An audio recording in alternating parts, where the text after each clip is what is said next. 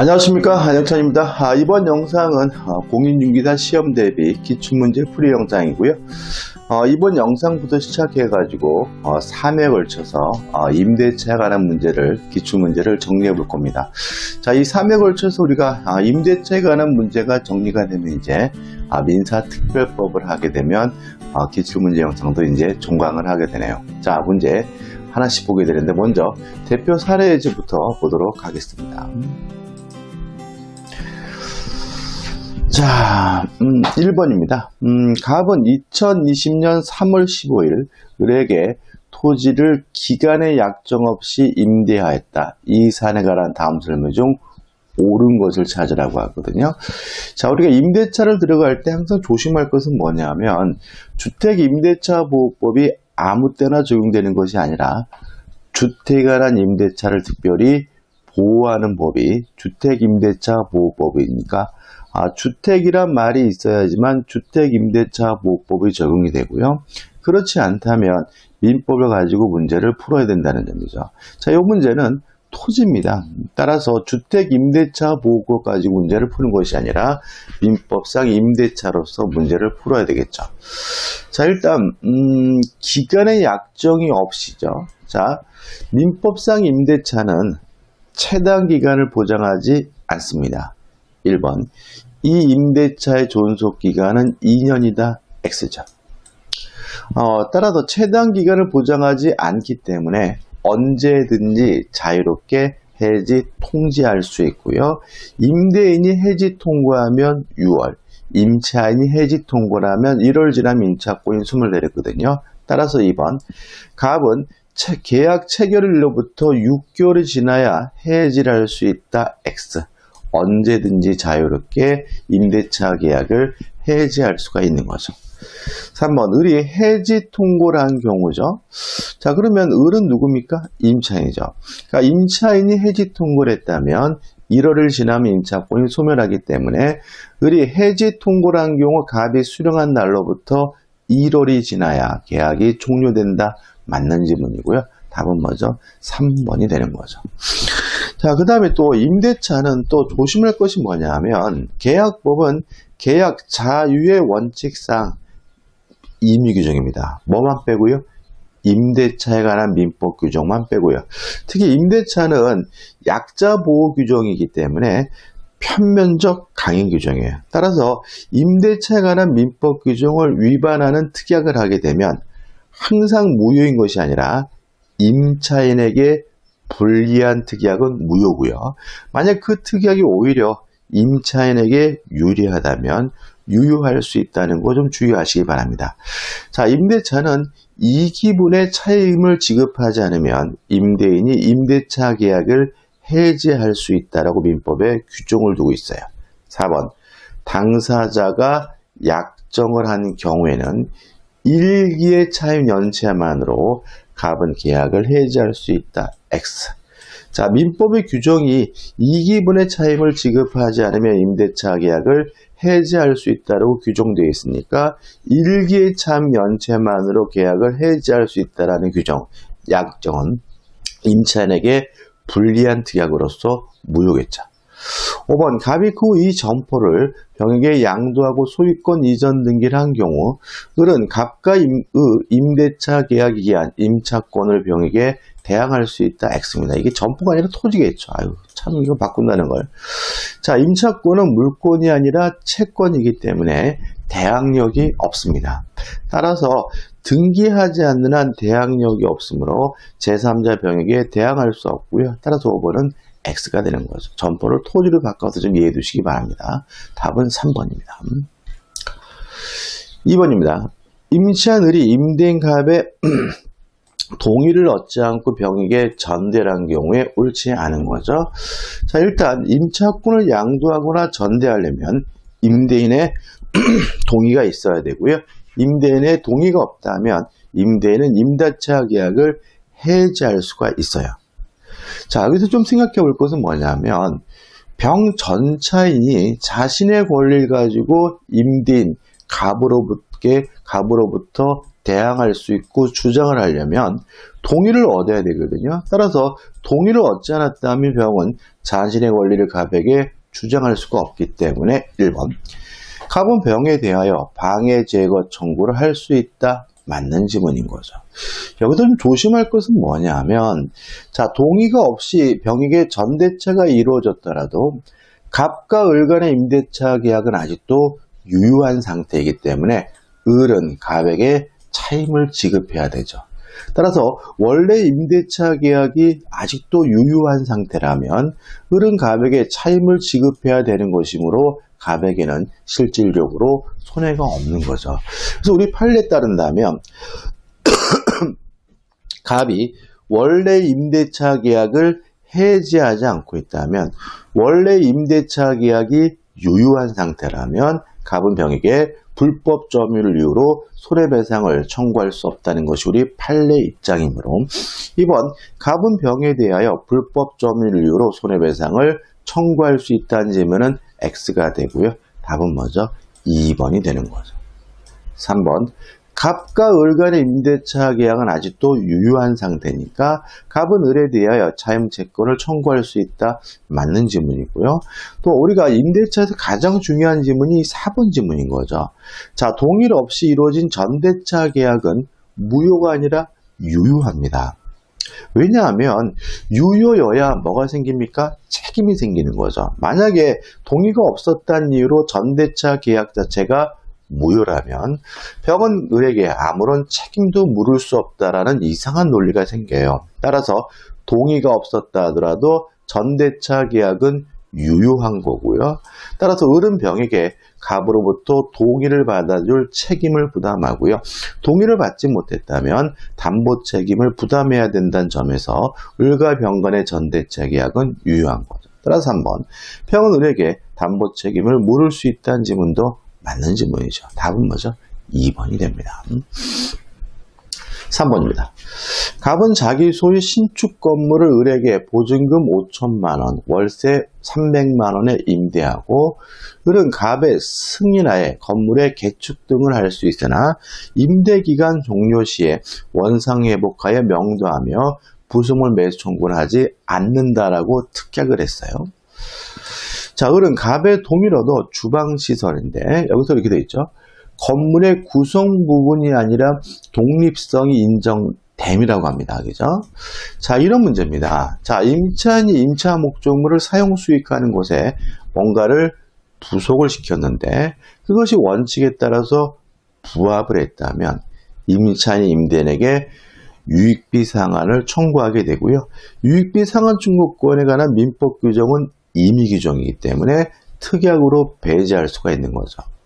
근데 만약에 그 부속시킨 물건이 부합되지 않았고 임대인으로부터 동의를 얻어서 부속시켰다면 그때는 부속물 매수를 청구할 수가 있고 부속물 매수 청구권에 관한 민법 규정은 강행 규정이기 때문에 특약으로도 뭐 할 수 없죠? 배제할 수가 없는 거죠. 그럼 여기서 주방시설 했는데 구성 부분이 아니라 독립성이 인정됐다는 말은 부합되지 않았다는 얘기고요.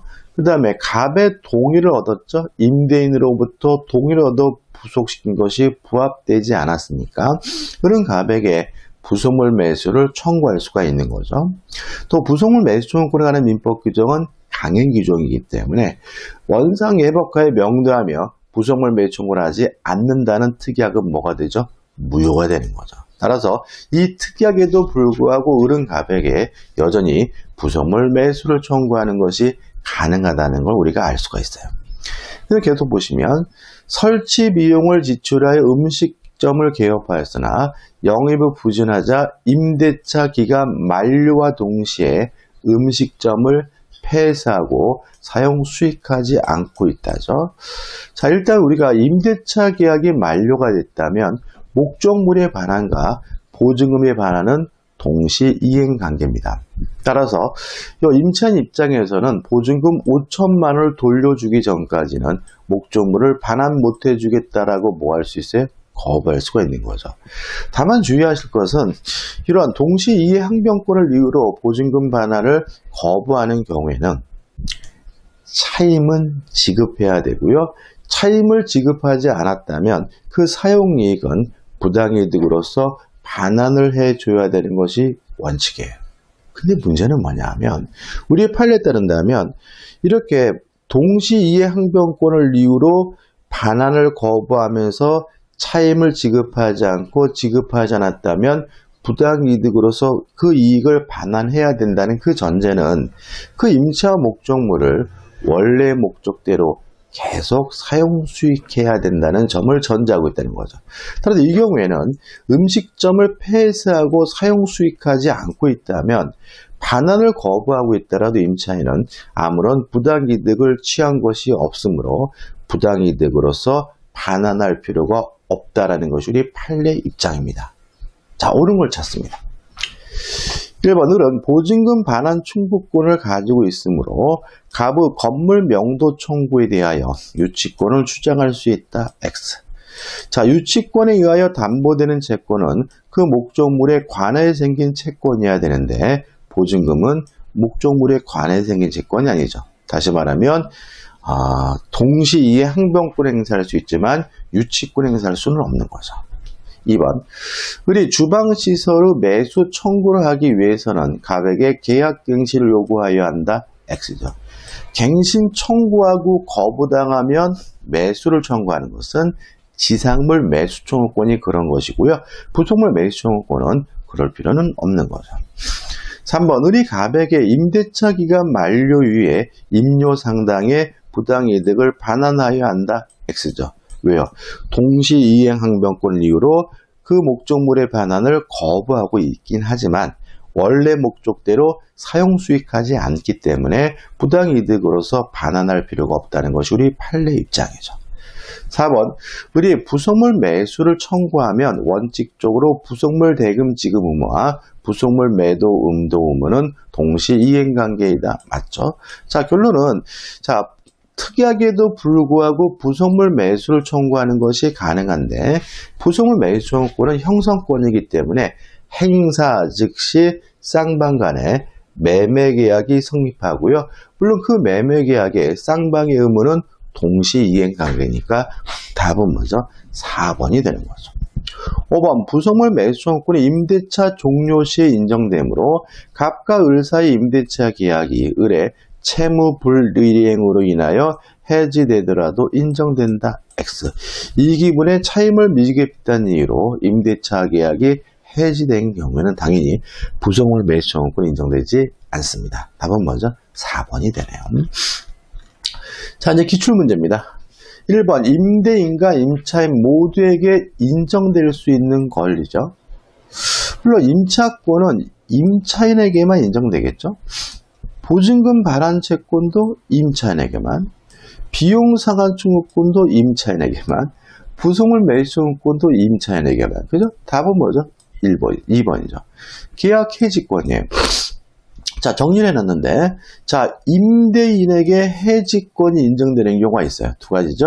임차인이 이기 차임을 지급하지 않은 경우, 그 다음에 임대인의 동의 없이 무단으로 양도 전대한 경우에는 임대인이 임대차 계약을 해지할 수 있고요. 임차인이 해지할 수 있는 경우도 있습니다. 자, 임대인의 보존행위로 임대차의 목적을 달성할 수 없다면 임차인은 임대차 계약을 해지할 수 있죠. 자, 이런 얘기입니다. 자, 임대인은 적극적으로 임차인이 사용 수익하게 해줄 의무가 있기 때문에 고장난 것이 있다면 적극적으로 수선해 줘야 되는 것이 원칙이죠. 자, 이런 임대인의 보존행위에 대해서 임차인은 거부할 수 없고요. 다만 임대차의 목적을 달성할 수 없는 경우에 임차인은 임대차 계약을 해지할 수가 있죠. 또 두 번째, 목적물의 일부 또는 전부 멸실로 임대차의 목적을 달성할 수 없는 경우에도 임차인은 임대차 계약을 해지할 수 있습니다. 답은 뭐죠? 2번이죠. 2번, 건물 전세권자와 건물 임차권자 모두에게 인정될 수 있는 권리를 모두 고른 거죠. 자, 건물 전세권자는 필요비 상한은 청구할 수 없지만 유익비 상한은 청구할 수 있고요. 임차권자는 필요비, 유익비 모두 청구할 수 있으므로 기억, 유익비 상환 청구권 둘 다 인정이 되네요. 또 건물 전세권자에게도 부속물 매수 청구권 인정되고요. 건물 임차권자에게도 부속물 매수 청구권 인정되고요. 또 경제 사정 등의 변동으로 인해서 전세금이나 차임이 현실적이지 않을 경우에는 전세금 또는 차임에 대한 증감 청구권 인정이 되죠. 따라서 모두 인정이 되기 때문에 기억, 니은, 디귿해서 5번이 답이네요. 30회 이렇게도 쉽게 나옵니다, 여러분들. 3번입니다. 일시 사용을 위한 임대차에서 인정되는 권리를 모두 고른 거예요. 자, 여러분들 일시 사용을 위한 임대차 하면 뭘 생각하시면 돼요? 여간방에서 하룻밤 투숙한 걸 생각하시면 돼요. 숙박계약입니다. 저는 직업상 전국을 다니면서 강의를 하기 때문에 여간 모텔에서 자주 자는 편이거든요. 자, 이런 예를 들어볼까요? 제가 예를 들어가지고 밤늦게 이제 수업 끝나고 모텔에 갔습니다. 모텔에 갔는데 방에 들어갔더니 전구가 깜빡깜빡거려요. 그래서 제가 그 아줌마를 찾았더니 이 아주머니가 주무시는지 전화를 인터폰을 안 받아요. 그래서 제가 쫄래쫄래 나가가지고 편의점에서 전구를 사다가 꼈어요. 그러면 다음날 아침에 아줌마 제가 어제 전구 사다가 꼈으니까 그 돈 주세요 하고 여간방에서 투숙하는 사람에게도 인정될 수 있겠죠. 다시 말하면 기억, 비용 상환 청구권은 일시 사용을 위한 임대차에도 인정이 됩니다. 나머지 것들이 인정되지 않습니다. 왜냐하면 예를 들어가지고 3박 4일 산다 그래가지고 경제 사정이 변동됐다는 이유로 차임이 증감 청구권 문제가 발생할 수는 없는 거고요.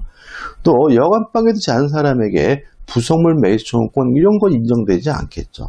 또 임차 건물의 부속물에 대한 법정지권, 일시 사용을 위한 임대차가 무슨 건물에 대해서 뭔가를 신축하고 그러지는 않겠죠, 그죠? 따라서 결국은 답은 뭐죠? 1번이 되는 거죠. 자, 그럼 이렇게 정리하면 되겠죠.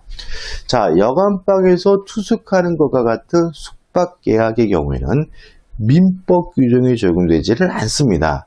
임대인이 해지 통고했더니 6개월, 임차인이 해지 통고했더니 1월 이런 거 아니죠. 또 법정갱신 이런 것도 인정될 수가 없는 거잖아요. 뭐만 적용됩니까? 비용 상환 청구권만. 이렇게 기억하면 되는 거예요. 자, 일시 사용을 위한 임대차 숙박계약의 경우에는 비용 상환 청구권을 제외한 나머지 민법 규정은 적용되지 않는다. 이렇게 정리하시면 되겠죠. 4번입니다. 임차인의 권리에 관한 설명으로 옳은 것은, 자, 임차물에 대해서 임차인의는 필요비 상환을 청구할 수도 있고 유익비 상환을 청구할 수 있어요. 자, 필요비는 언제 청구하냐면 지출 시 청구하고요. 유익비는 임대차 종료 시 청구합니다.